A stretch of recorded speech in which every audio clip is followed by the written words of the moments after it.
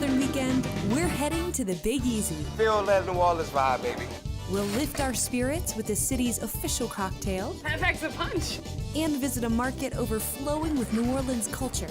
We're cooking up sweets and tasting some of the best food this town has to offer. There's a smorgasbord of things you can eat. So come join the adventure as we explore New Orleans, Louisiana on the Southern Weekend. I'm Molly McKinney. I travel across the South meeting amazing people. We're dancing, we're having a good time with it. Tasting delicious food. That is outstanding. And exploring great new places to visit. I love weekends in the South, and I think you will too. Let's go check it out. So come join the adventure as we start the Southern Weekend.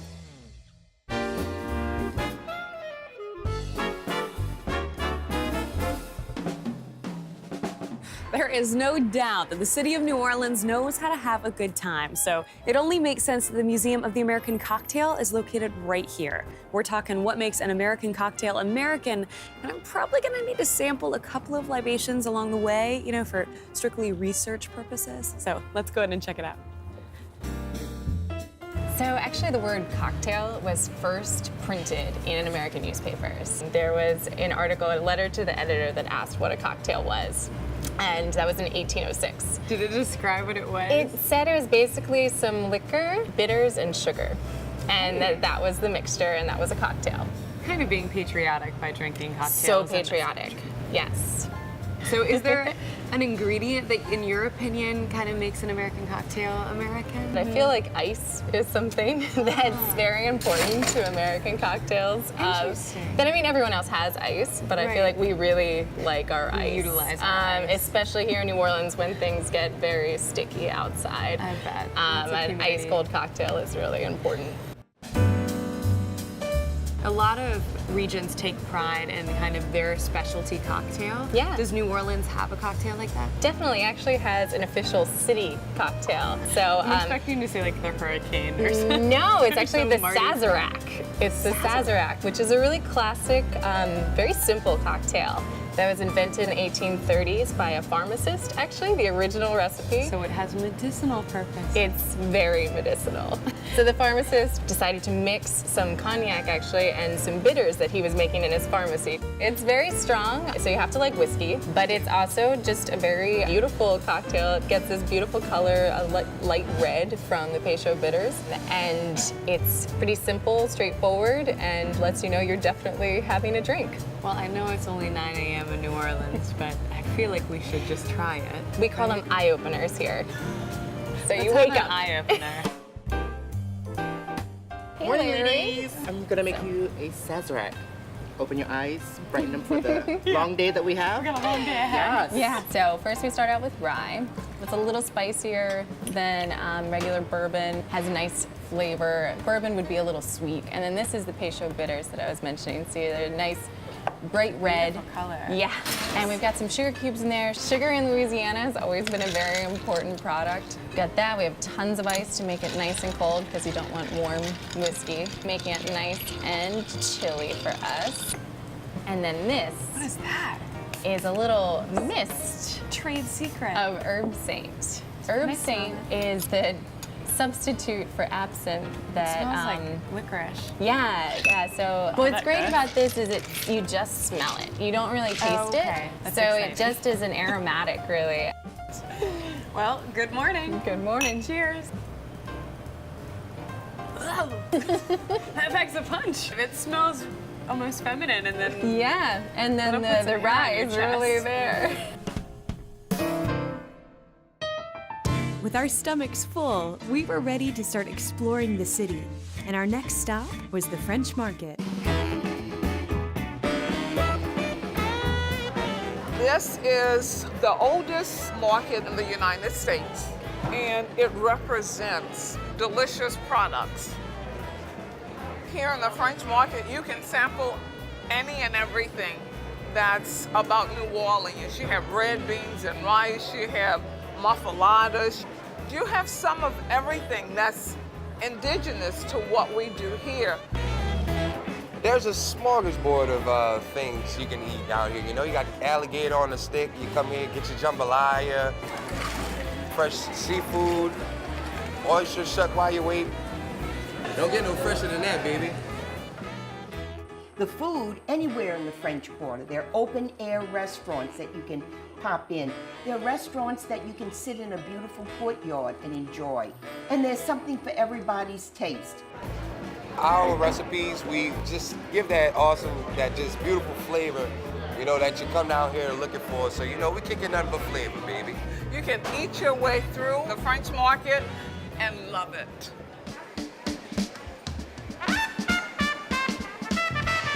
Being part of the French market community is fun because we start with, say, Café du Monde, where you can get your beignets and you get excited, you know, with all of that. Then you've got different shops that each have a little bit of their own personalities. People want things that are locally made. They want a little piece of New Orleans itself. And they like everything from the jazz pieces to locally made jewelry, a lot of influence with the oysters or the seafood that we do here. So it's a great mix for all of the tourists that come through New Orleans.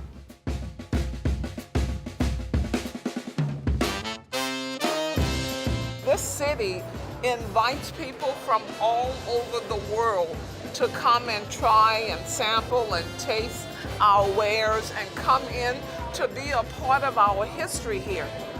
This is one reason why I'm glad I'm in the French market as opposed to be any place else. We do the do. We give you the authentic. Feel that New Orleans vibe and eat good while you're doing it. That music and the aromas drifting in the air. All of that is here in the French market. Still to come, we've got pralines, parks, and pirates. All that and more when the Southern Weekend continues. Come to Louisiana. I'll show you the best fishing in the whole world. I can also show you some of the best places to eat fish in the whole world.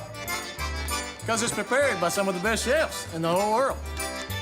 And served to you by the friendliest people in the whole world, like Josephine. Say hello, Josephine. Hey, sweetie. Louisiana's calling, and she's using her outside voice. Visit LouisianaTravel.com today and plan our trip. Because around here, you're never far from a good time.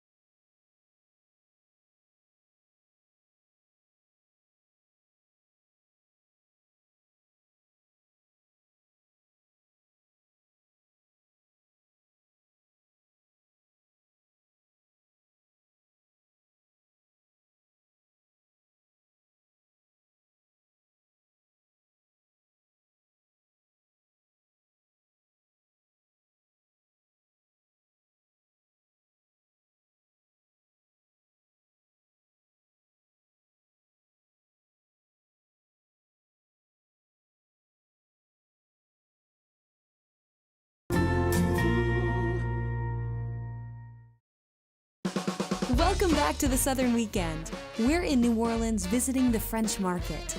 Located in the heart of the French Quarter, it's a perfect place to get a great taste of New Orleans. And while we were there, we got a lesson in how to make a local delicacy, the praline. A praline is a New Orleans candy. It's from here. But the heritage of a praline dates back as far as 1598 in France. So when pralines were first made back then, they were made using almonds. We substituted the almonds and used pecans. So the recipe is a sugar base, sugar, butter, pecans, and milk.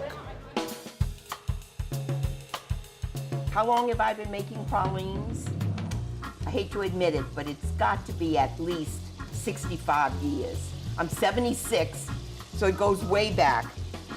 Butter's in the pot, 6 tablespoons, and I'm just gonna add about a teaspoon of vanilla. I'm adding 4 ounces, not much milk. And to that, I'm going to add a 1.5 cups of white sugar, 3/4 of a cup of light brown sugar, 1.5 cups of pecans, and that's pecans. Now my heat is on, I have a sauce, stirring it in. I want the sugar to melt into the butter. And that's it. I'm gonna take my temperature up a little and then I'm going to reduce it. Once this pot is a boiling pot of wonderful sugar and pecans and butter, vanilla, I'm gonna give it 3 minutes cooking time. I want this pot to be boiling from front to back, side to side. And you can see that this is really boiling from front to back. And now I'm gonna set a timer for 3 minutes. That's it, 3 minutes. And just let it cook. I can feel the syrup. It was very, very liquidy when I first put everything in. Now it's tightened up. Turning it off. So I'm just cooling my syrup off. And as I cool it off, it gets a little bit thicker. Can you hear that? I think we're ready. I'm gonna start dropping my pralines. And try to go as fast as you can. Just keep on going, okay? And scrape everything down. Those little pecan pieces have a way of trying to escape. So here they are, they're just gonna cool down. I can't help myself. You know, there must be rewards in life. I'm doing it for you to make sure it's all right. Delicious. This is how you make and enjoy a praline in the French Market in New Orleans. Come and visit. It's always so much fun to explore everything a city's got going on. But if you're looking for a break from the hustle and bustle of New Orleans, we've got the place for you. We were invited to visit New Orleans City Park. I can't believe we're just a few miles from the French Quarter. It feels like a completely different world out here. We absolutely are a different world. Many people can come to the park and they definitely don't feel like they're in the city, even though New Orleans City Park is in the heart of New Orleans. So what all can you see in the park?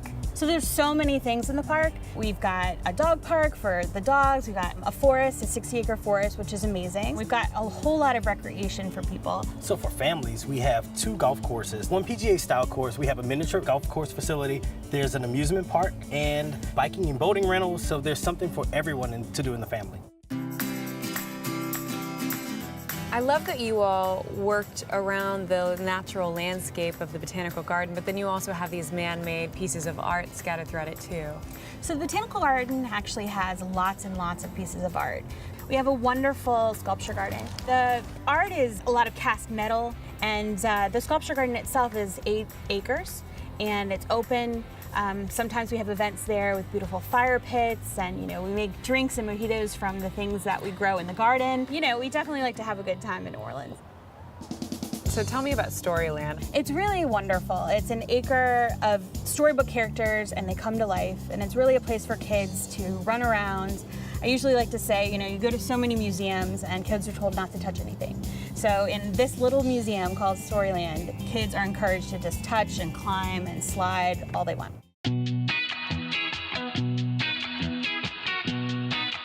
Look at this pumpkin carriage. Oh, little girls must have so much fun picturing wearing a big dress. Man, I didn't know you could fit so many people into a pumpkin carriage. Oh, there's a wolf in there.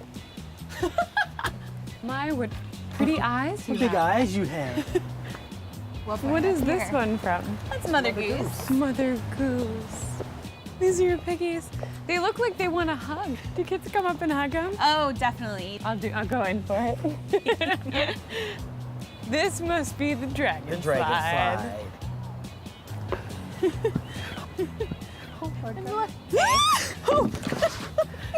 What a landing! You had some speed. That got my tummy a little bit. You got all 10s. That was great. That was awesome. Can we ride on it now? You bet. Let's Really? ride. You want to still ride on this? Oh, yeah. All right, I choose this one. All right, I guess I'll get in the middle. And I'm gonna sit in the chariot. All aboard. Oh, you're right. You're rising up. I'm coming down. You're going down. It does get moving. Whoa. That was so enjoyable. Who knew that they're just as fun now as they were when we were kids? Coming up, A trip to New Orleans isn't complete without sampling some delicious food.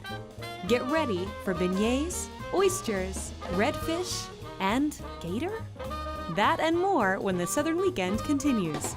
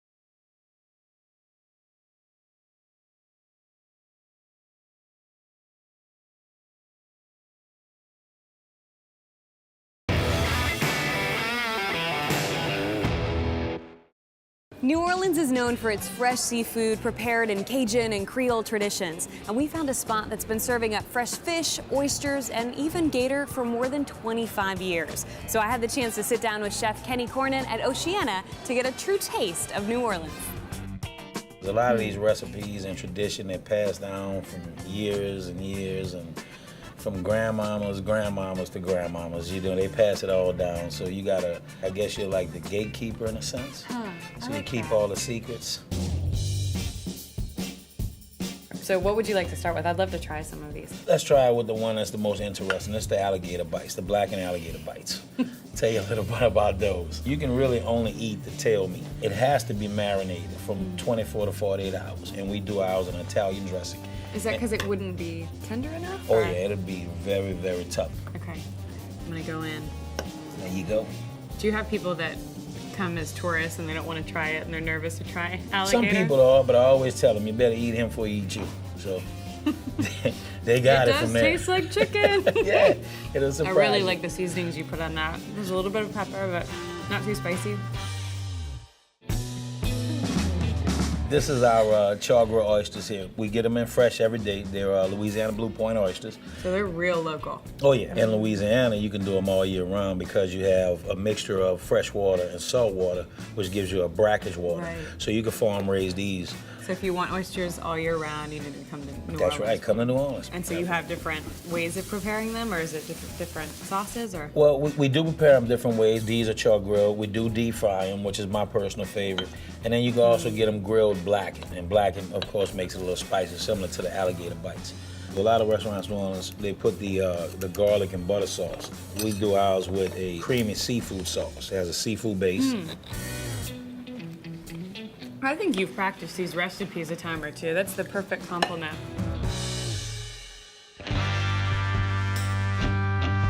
But this is the feast of existence, the redfish pontchartrain. We derived the name, one, from all the seafood that's on it, two, one of the largest lakes in the state, that is Lake Pontchartrain.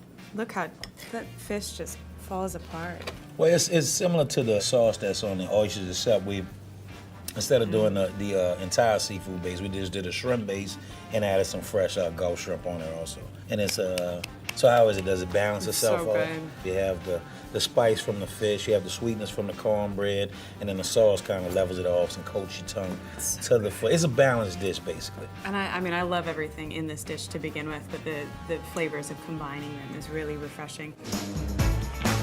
Well, I tell you what, as a consumer, I am so grateful for all the flavors that have influxed New Orleans over this past time. It really is like a melting pot. Oh, yeah, more of a gumbo pot. Oh, I haven't heard that before. Yeah, I'm stealing that one. You gotta use that New Orleans twang in there. Gumbo The pot. gumbo pot, that's right. For the next stop on our New Orleans road trip, we were invited to visit the outlet collection at Riverwalk, a popular shopping destination nestled alongside the Mississippi River.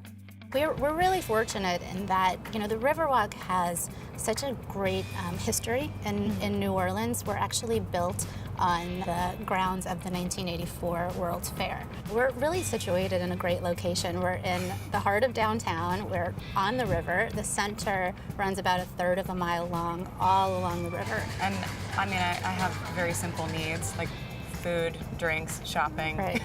beautiful water view. We have over 75 stores and a lot of specialty carts and kiosks that are seasonal and a lot of permanent stores. Situated among all the incredible shops at the Riverwalk is a New Orleans staple, Café du Monde. While the original bakery is located in the nearby French Quarter, Café du Monde at the Riverwalk still offers up its signature fresh coffee and world-renowned beignets. We met up with store manager Chris Settler to learn how to make this classic New Orleans pastry. So the first thing we're going to do is we're going to put some flour up on the table, shake it, and kind of cover the surface with the flour. Perfect. All right. So you're going to stick your hands in like this, kind of scoop it out, put your hands together, and pull up. Yeah. Can you tell me what's in the dough? Yes, it's basically flour, water, and secret family recipe of kitchen mix that we've been using since 1942. Like that? All right, now go ahead and put it up. Oh, so this is not a clean process. It's not. It takes a little while. Big difference. Let's shake hands. Okay, yeah, clearly. I'm gonna go ahead and start the table up. Now, what does this machine do? The rollers are here in the middle. They're gonna flatten the dough. Wow, and look at that. It just cuts them. Exactly. And so the Okay. next thing you're gonna do, you're gonna grab it and just pull up, just like that. Okay. And then when you toss it into the fryer, kind of try to. Oh, you do it from get to here? the back. Yep. This is a Go multi-talented ahead. skill set. How did you get him to go? I can't even skip rocks on a lake. They're gonna have to do a lot of cleanup after I'm done here. Gosh, you can just already feel how great the texture is gonna be. Oh, this is like heaven in a basket. Come over Look here, at and those. then you're gonna empty the beignets into the pan. Okay. Now they're ready to serve. And so we serve the beignets 3 per order and generously covered with powdered sugar.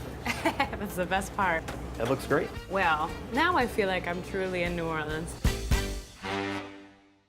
Is there a way to do this without just an explosion of powdered sugar? There's no way to do it. You just have to get in. Yeah. Okay. Yeah, you just got to get in there. Oh man, Take a it bite. looks so good. Not the best day to wear black. I know, right? Everyone's gonna know where we've been. Well, I have so much more to explore today, but I'm so happy that I get to start my day off with you and these beignets. Yes, it's the perfect fuel for the day, and It there's is. always something to do in New Orleans. Still to come, who doesn't love a good pirate story? We'll visit a town named for one of Louisiana's most colorful characters when the Southern Weekend continues.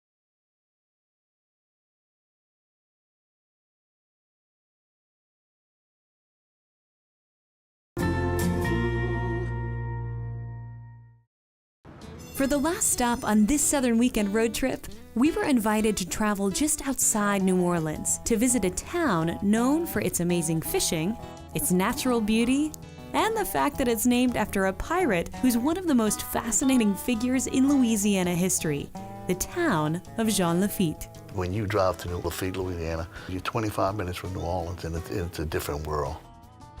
I mean, there's so many beautiful waterways and best fishing if you want to take a charter fishing trip. Then just the beauty, and there's so many nice things to see and do.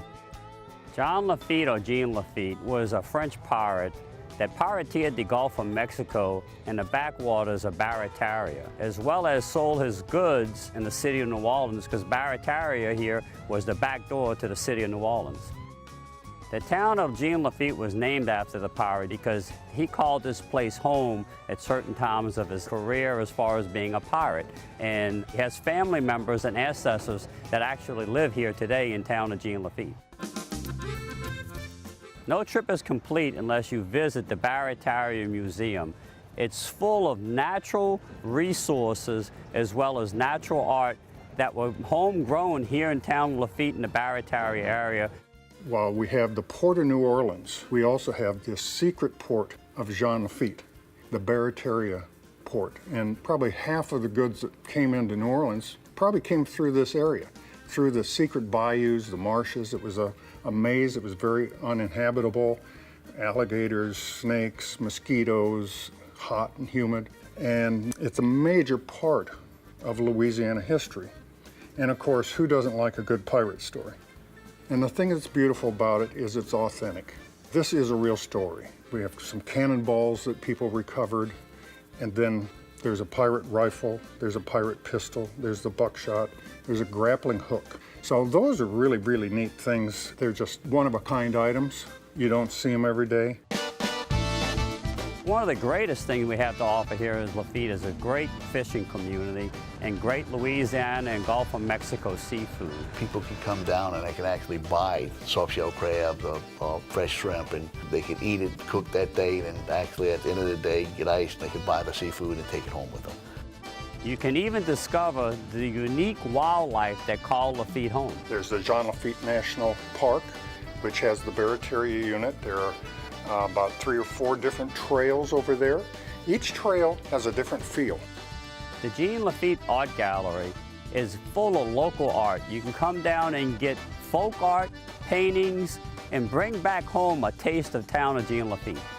You have great swamp tours, great restaurants, and most of all, the people of Lafitte treat you like family when you come down here. I'm Molly McKinney. We'll see you next time on The Southern Weekend.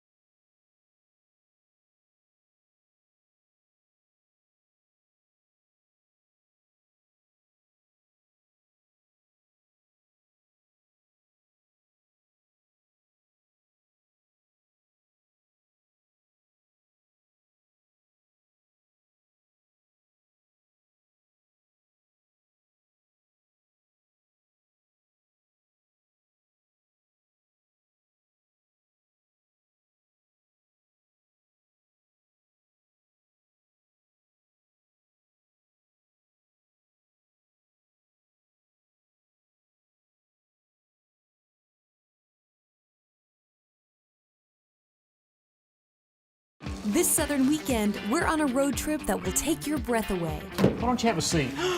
No, really? We'll take flight with some birds of prey. I feel very nose to beak right now. Curl our way into a new sport and feel the power of some American classics. And if you've got a sweet tooth, we've got some twists that you're going to love. Get ready for donuts, which are kind of square. Oh my gosh, that's so good. And ice cream that's on a roll. So come join the adventure. That's part of the learning. I'm fired up. Let's do it again. As we explore Charlotte, North Carolina on The Southern Weekend. I'm Molly McKinney. I travel across the South meeting amazing people. We're dancing, we're having a good time with it. tasting delicious food, That is outstanding. and exploring great new places to visit. I love weekends in the South, and I think you will too. Let's go check it out. So come join the adventure as we start the Southern Weekend. This Southern Weekend, we're exploring the Queen City, Charlotte, North Carolina. It's one of the most dynamic and diverse places to visit in the South, from major tourist attractions like the NASCAR Hall of Fame to plenty of small, quirky neighborhoods perfect for strolling around. It's also home to a delicious growing food scene, so we're starting the road trip with a breakfast treat, some amazing donuts at a place called Your Mom's. I mean, this is not your average everyday donut shop. No, not at all. Yeah, we like to do things differently here for sure. So how do you come up with the recipes for all the different donuts that you make? I hate recipes, so Really? we just roll in the back and throw stuff together. Yeah, and when it tastes good, then we're done. That's sort of how we play. We like to just sort of wing it every That's week. more like art, though, than even winging it. Sure, if I got back there and whipped some stuff together, nobody would want to eat it. If you add powdered sugar to anything, it tastes good. We have to decorate them. Would you like to help? Oh, really? Yeah. I'd love to help. Let's go. Do we get to eat them after that? Of course.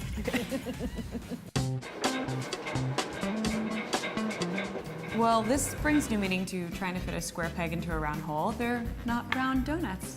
That's right. I wish I had like a really creative story for this, but when we started out, we found square cutters first. Really? Yeah. Like, I didn't even think that. I just thought this was, you had to make donuts round.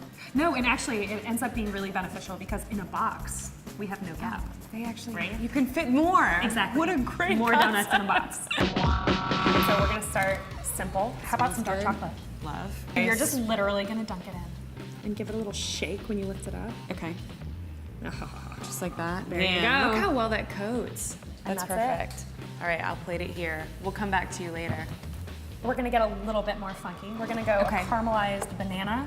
Ooh. And you're gonna do the same thing with that. Okay. Really get it in real there. modest dip. Okay.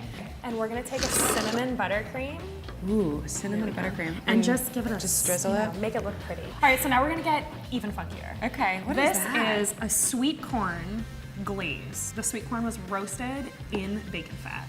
So let's go ahead and dunk again. You might have to get your hands messy. We'll see if this is Okay. gonna stick with just a dunk.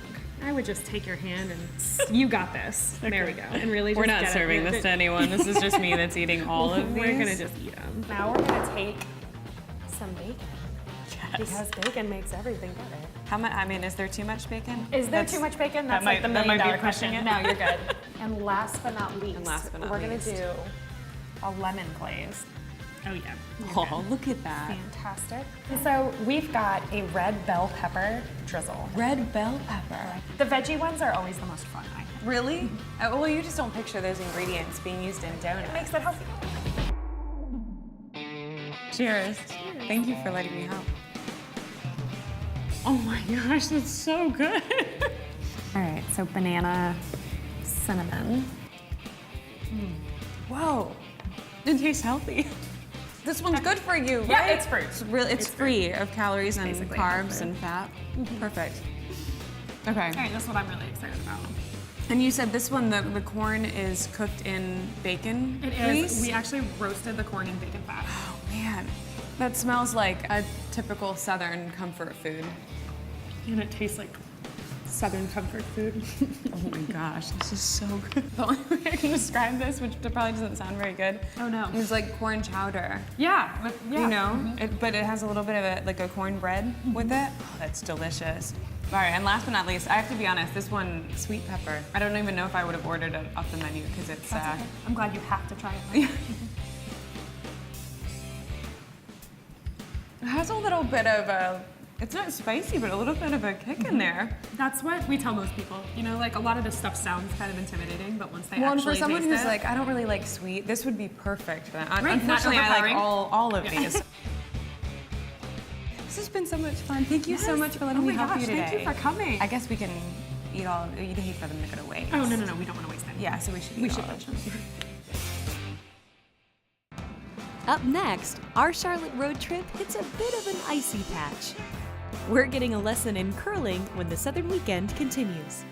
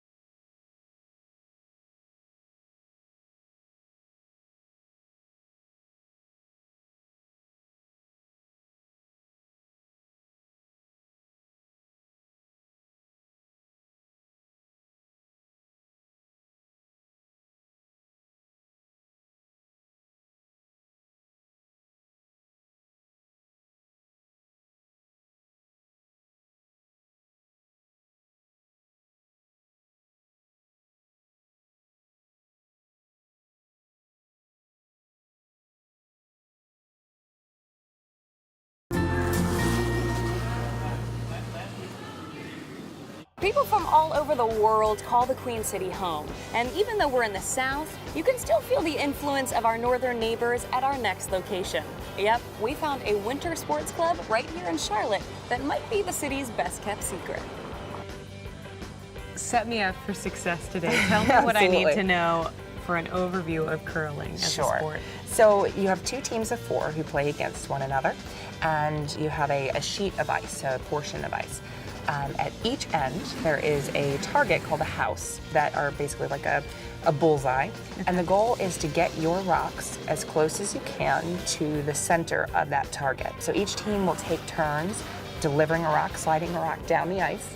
And they'll be aided by 2 sweepers who help the rock to go further and straighter. So if you're the closest to the center, you'll get a point. If you're also the second closest, you'll get another point, all until your opponent cancels you out. Well, I assume I should probably get out there and try. So. How cold is it? It's about 40 degrees down there, so you better put on your coat. Okay. All right, so we have a really great teacher here for you. Chris is actually going to come in and show you a little bit on how to deliver the rock. Nice to Nice to meet you. Well, first what we'll do is we'll get this, our stabilizer and our slider. Okay. One thing we always want to remember is to come in from the behind the hack. Okay. That's comfy. Put your other foot on this slider. Okay. Gonna move your foot a little bit? Yeah. It's real See slippery. how slippery it is. Uh-huh. That's what you're gonna be sliding out on. Okay. All right, so what we'll do is we'll come down, go ahead and grab the stone, and then you grab your it's really stabilizer. heavy. It's 42 pounds. Yeah. It's heavy. All right, so basically 3 steps. Hips up, slide back, Okay. and then push forward. Okay. Just like that. That was great. For most folks in the first try fall, so you might be a natural. Hey. So what I want you to do this time is I want you to come further out. Let's see what I can do. All right, you ready? Yep. So 1, 2, 3. Perfect. It's great. You did a great job. Guess what? You're curling. It's happening. It's happening. There's a reason they call it curling. We actually put a spin, whether it be a clockwise or counterclockwise turn. And what that does is kind of like bowling when you're curving the ball into the pocket. So we use the curling, the rotation, to keep it on line and to make it more stable as it goes down the ice. And this time, It sounds so easy in practicality, and I'm sure it's not. going to be fun. So a nice and hard push. Give it a go.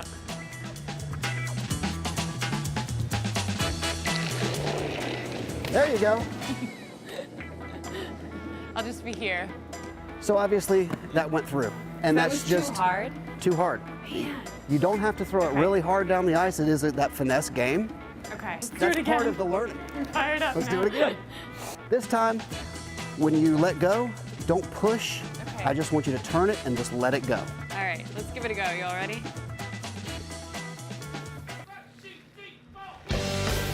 There you go. There you go. Nice.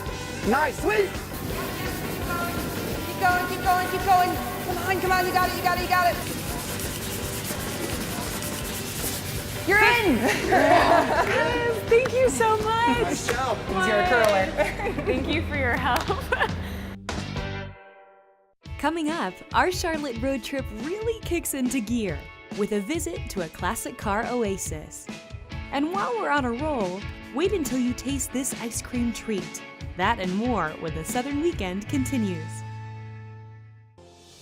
The concept behind Robert Trent Jones Golf Trail was to develop a venue using golf to bring people to come to Alabama, stay for a few days, obviously enjoy world-class golf, but enjoy the hospitality of the entire state. You can travel from the north to the south of the state and be able to stop every couple of hours and hit one of the sites. And what's really neat is that all the sites are different. You see all the different topography that Alabama has to offer. And the golf courses are just spectacular.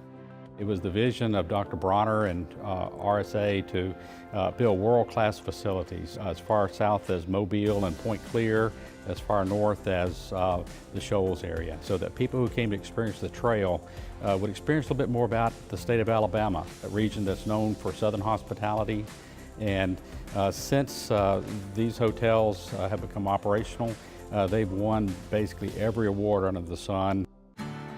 One of the things we focus on at all of our resorts and we take pride in is using ingredients and products from the state. And I think when you couple that with the unique experiences of our chefs and the bounty of the state of Alabama, you can get a truly one-of-a-kind experience you can't get anywhere else. The spas fit into the trail as kind of a full encompassing experience. Coming to the resort, staying, dining in our restaurants, golfing, and then as the most important things, recovering from the long courses that we have. When you look at 25 years, the mission from the very beginning was to build world-class golf courses and maintain them as such. You know, the over 1,000 employees of the trail are focused on every day the legacy of 25 years of doing things right for all of our constituents. The people that come to Alabama to experience the trail, whether they're going back to Michigan or Pennsylvania or England or Germany, they're telling great stories about Alabama. We just take such great pride in that.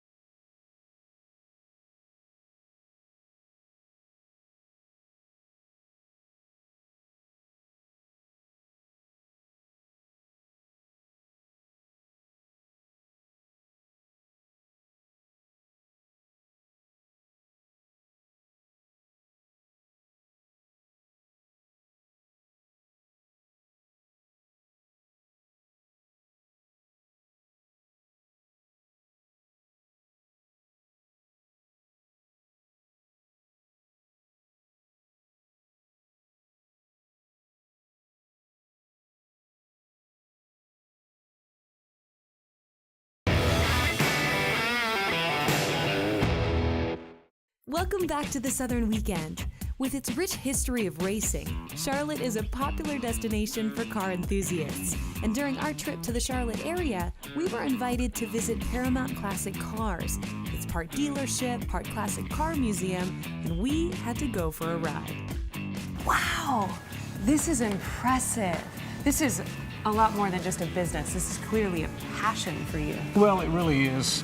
I guess it's every boy's dream come true to be able to have some muscle cars. And this isn't just some, this is a large collection of muscle cars. Well, there's a few in here that we like. So tell me about this car.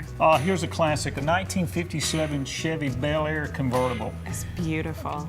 It's a piece of art, is what it is. Absolutely. What was it about the 50s, the 60s? I mean, it seems like that was the golden era of cars where people just never lost their affinity for them. You know, I think they're so classic, the design. You have a lot of chrome, you have the big fins on this particular car. Back then, you know, you could work on a car yourself. It wasn't very complicated, and so people, you know, it was a car that they could work on, they could tweak it a little bit. And it was a part of them. It was a part of them.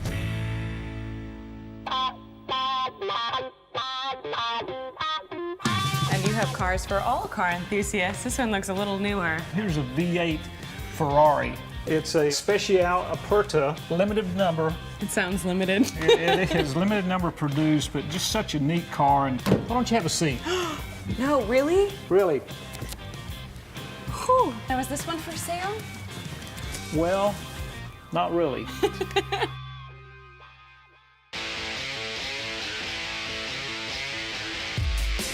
One of the things I always notice when comparing classic cars to the cars of today is the engines sound way cooler. Would you like to hear the sound of one? Heck yes. All right, let's do it.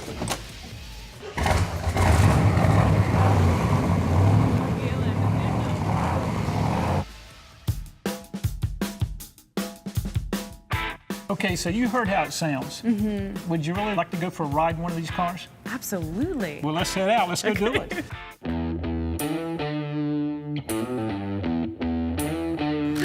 I didn't know you were gonna pick this one.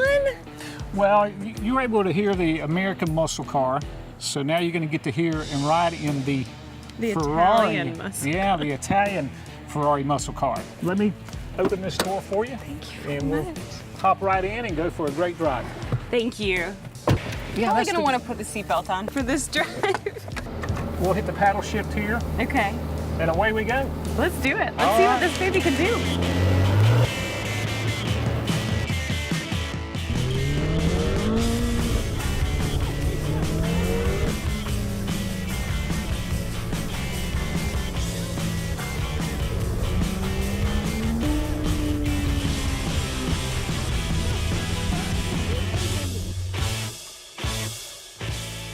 I want one.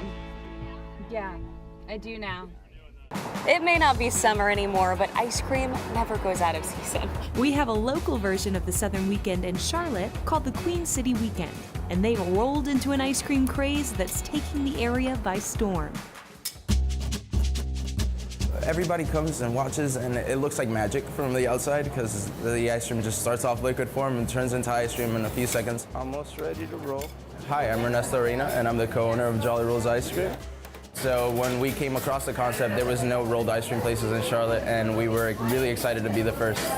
The ice cream making process is very time sensitive, and it's very delicate because the plates are freezing so fast. Whatever ingredients are in your ice cream completely changes the consistency and freezing point of the ice cream.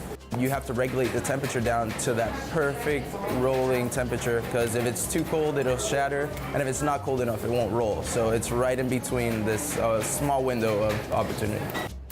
Our machines are Freon gas powered, like refrigerators. The minute you put anything liquid on there, it takes about a second to freeze. So this Freon gas goes up to the plate and it's concentrated onto the surface, and it goes from the center out into the rest of the plate. So the whole entire thing is freezing at a whopping -40 degrees. And then we've got a pedal that regulates the temperature on those plates. And so we can bring the temperature down in order to move the ice cream and maneuver it easily. Thank you. You're welcome. It definitely tastes better rolled. Because we have full control over the actual making of the ice cream, we can change the textures up. So once you master the art of making ice cream, rolling it is definitely effective for the taste. The taste is completely different, and because your mind is like looking at this thing that you just made rolled, it just tastes so much better. If you want to see more of these local stories from Charlotte, check out our site at queencityweekend.com. Still to come, have you ever taken a vulture for a walk? We'll go nose to beak with some feathered friends when the Southern Weekend continues.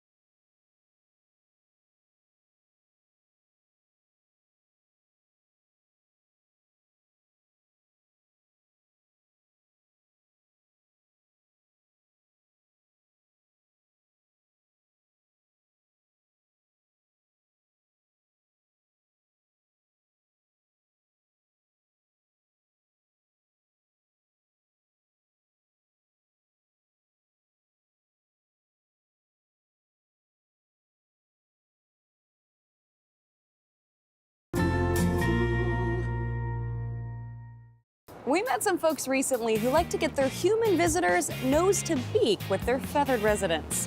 We're visiting the Carolina Raptor Center for a very up-close and personal experience. So tell me everything I need to know about the Carolina Raptor Center. First and foremost, we started out, and we still very much are a raptor rehabilitation center. So we take in raptors from out in the wild that are sick, are injured, and our main goal with those birds is to make them all better, put them back out into the wild where they came from. And our main goal is to educate, to inspire, and to really bring that action piece so that people want to conserve not only the birds, but the environment. What is the definition of a raptor? A raptor is a bird of prey, so these guys eat only meat. The second thing that they have to have are sharp hooked talons on their feet that they use to catch their food. And then the third thing is a sharp hooked beak.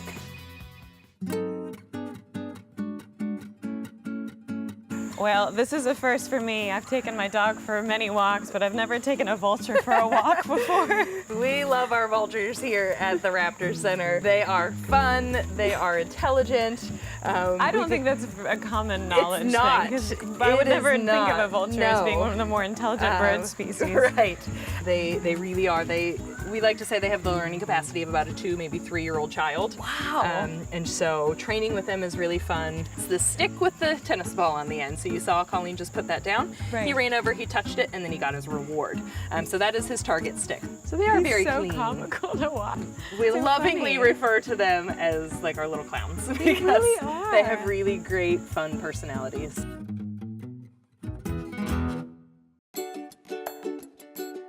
So joining us first to do some flight practice is our great horned owl. This is the largest species of owl that we have here in North Carolina. They get their name because of the horns that stick up on their head. Not horns, not ears, just tufts of feathers. She's beautiful. She is. Yeah, do you want to I'd love to. catch those? Yeah. You'll face towards Kristen, and Colleen's going to come over, and she's just going to do that, kind of close your fist like that. Hello. Good. All right, now you can turn. Thank you, Willow. She's and the so cool late. thing I know about- that's expected, but It's they just don't weigh anything. That's one of the things we always ask people. Does she weigh a lot less than you think? Good. And the answer is yes. She weighs about 1 pound.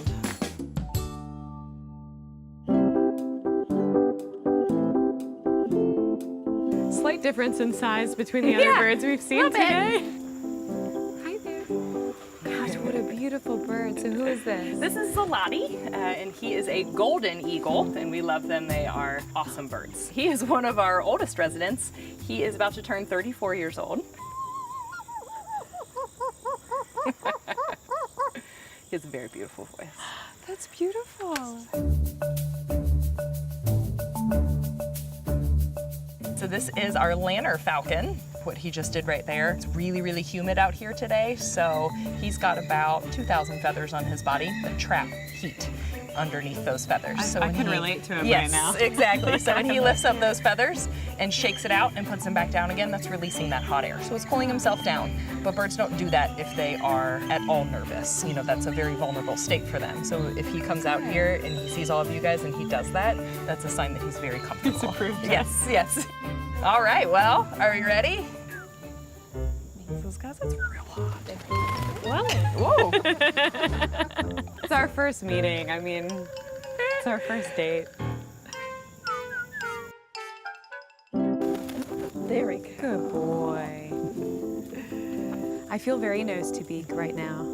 I mean, this is about as close as you can get, I think, to a predator. Being able to hold a falcon like this and experience them up close and watch their behaviors, that's something we strive for. That is the wonder that we want to inspire in people. We want them to see these birds and have that awe moment. Well, that's it for our Southern road trip in Charlotte, North Carolina. I'm Molly McKinney. Thank you so much for watching, and we'll see you next time on The Southern Weekend.